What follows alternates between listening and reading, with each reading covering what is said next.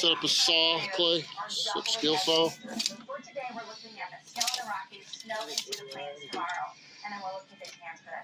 Need a 14.5 and a 14.25. 2x4.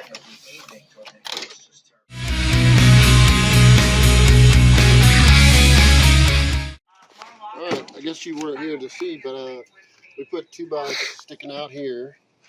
We put another 2x here. Then I put this one to get it higher than the floor so it quit dragging on the overlaid floor. They put plywood over the resisting plywood.